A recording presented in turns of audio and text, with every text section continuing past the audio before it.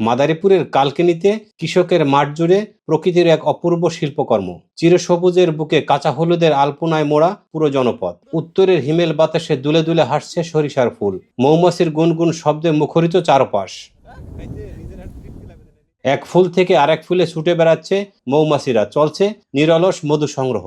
চলতি মৌসুমে কালকিনি উপজেলায় প্রায় ৫,৫০০ হেক্টর জমিতে উচ্চ ফলনশীল বাড়ি ১৪ ও বাড়ি ১৭ জাতের সরিষা চাষ করা হয়েছে। অনুকূল আবহাওয়ায় এবার বাম্পার ফলনের আশা করছেন কৃষকরা।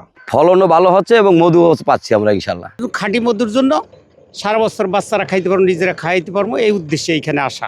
এখানে স্থানীয় যত মানুষ আছে সবাই এখান থেকে মধু সংগ্রহ করি।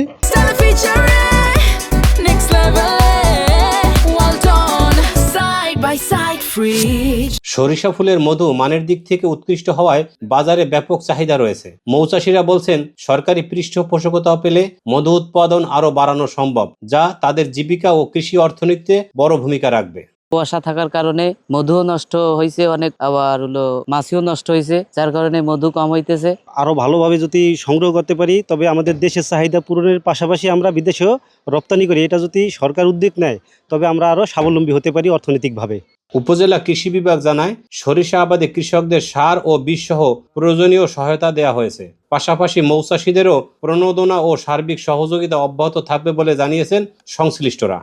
আমরা আশা করতেছি যে কালকিনি উপজেলায় এবছর ১০,০০০ মেট্রিক টনের উপর সরিষা উৎপাদিত হবে। এই বছর নতুন করে সরকার মৌচাষীদের প্রণোদনা দিচ্ছে এবং প্রণোদনার আওতায় প্রত্যেক মৌচাষীকে আমরা একটি করে মৌবাক্স, রানী সহ এবং মৌমাছি এবং মৌ কালেকশনে যে হাইভ সেটা সরবরাহ করা হবে। কালকিনি উপজেলা কৃষি অফিস থেকে এবছর কৃষকদের সরিষার বীজ এবং সার দেওয়া হয়েছে।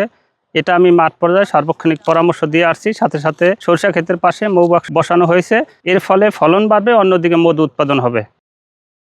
হলুদের চাদরে মোড়ানো কৃষকের বিস্তীর্ণ ফসলের মাঠ যেন নীরবে বলে দিচ্ছে, কৃষি এবং প্রকৃতি যখন একই সুতোয় বাঁধা পড়ে তখন সম্ভাবনার রং হয়ে ওঠে আরও উজ্জ্বল। জিয়াউদ্দিন লিয়াকত, মাই টিভি, কালকিনি।